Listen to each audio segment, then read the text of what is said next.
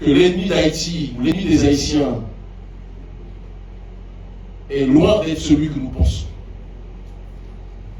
L'ennemi des gangs haïtiens, ce n'est pas le peuple.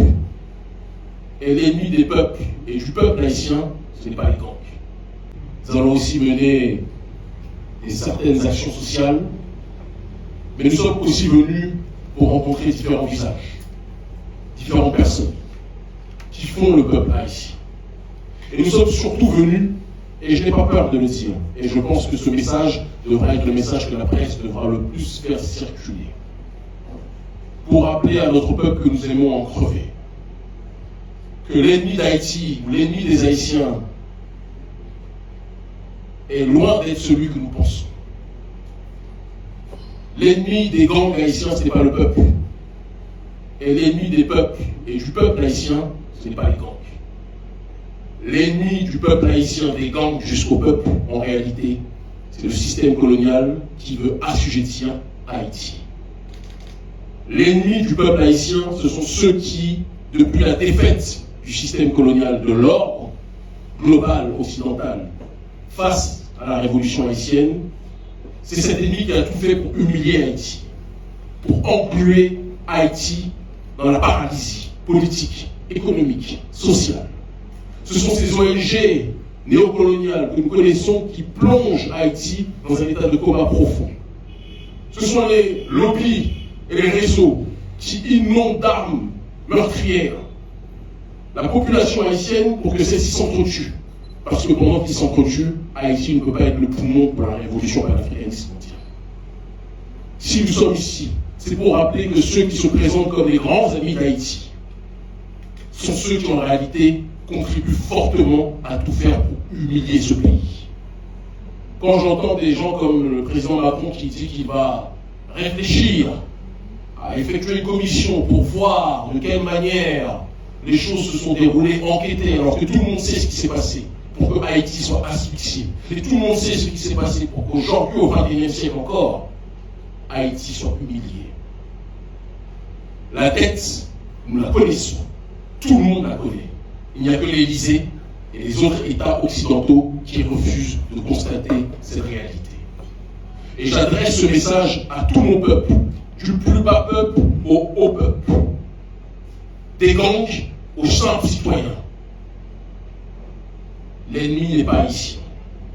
L'ennemi est à l'extérieur et nous devrions tous, et je dis nous parce que je m'inclus dans cette démarche-là, nous devrions tous nous réunir, faire front commun, cesser les guerres entre nous et nous tourner vers ceux qui font en sorte que Haïti vive un enfer. C'est le regard qui est le nôtre. C'est le message qui est le nôtre.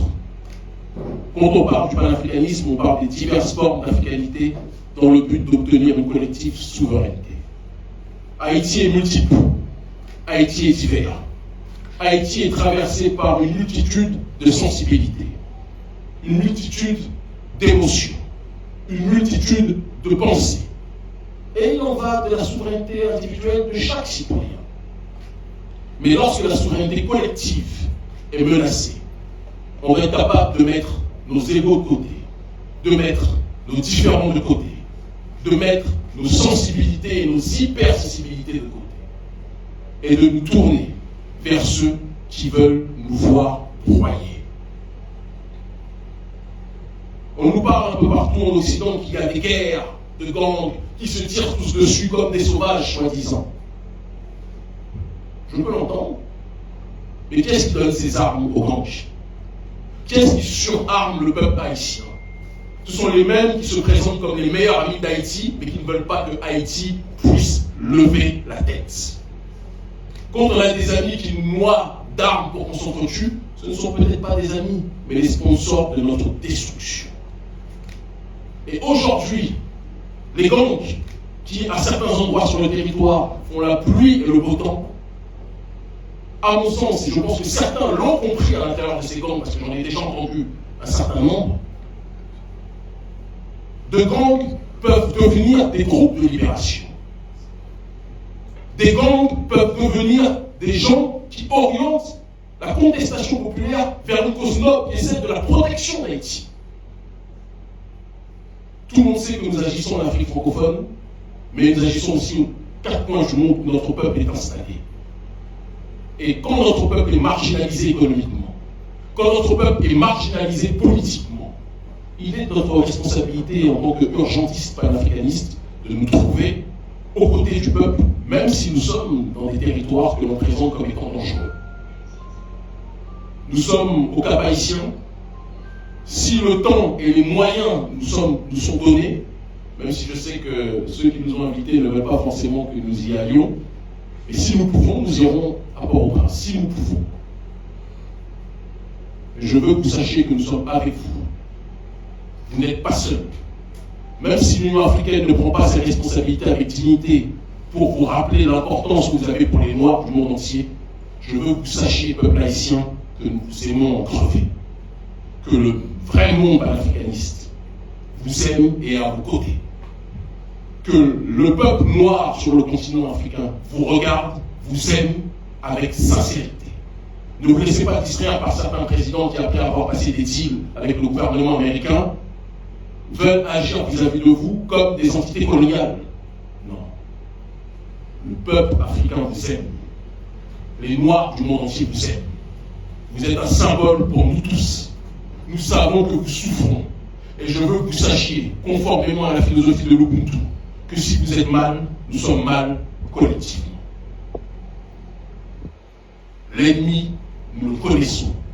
Ce sont ceux qui se présentent comme les meilleurs amis de nos populations, qui essayent de contrôler notre peuple par des financements d'ONG, par les réseaux globalistes et néolibéraux, qui se présentent comme les amis de la justice sociale, mais qui ne veulent pas que nous puissions avoir notre propre vision sociétale. Ces gens-là, nous les connaissons. Ces gens-là, au fond de vous, vous les connaissez. Et je le dis, ceux que le système diabolise sont souvent des résistants en puissance potentiellement. Mais il faut que le peuple soit capable de se reparler, que les gangs soient capables d'arrêter, d'attaquer leurs semblables, et que les gangs et le peuple comprennent que l'ennemi n'est pas en notre sein, mais à l'extérieur. Gouvernement canadien, gouvernement français, gouvernement américain, qui pendant tant d'années vous êtes présentés comme les bons samaritains d'Haïti. Quand quelqu'un se présente comme le soignant et le guérisseur et le meilleur ami d'Haïti, mais il ne fait jamais rien pour que Haïti puisse retrouver la paix, c'est que ces gens-là sont peut-être les sponsors de la guerre. Que chacun y réfléchisse. Je sais que mes propos sont monitorés, sont surveillés. Petite anecdote, même pour traverser l'espace aérien américain, j'ai été interdit de le faire. Posez-vous la question pourquoi. Certains ne veulent pas que Haïti redevienne ce qu'elle était programmée pour être. En l'occurrence, le centre de gravité de la contestation noire mondiale. Mais elle va le revenir.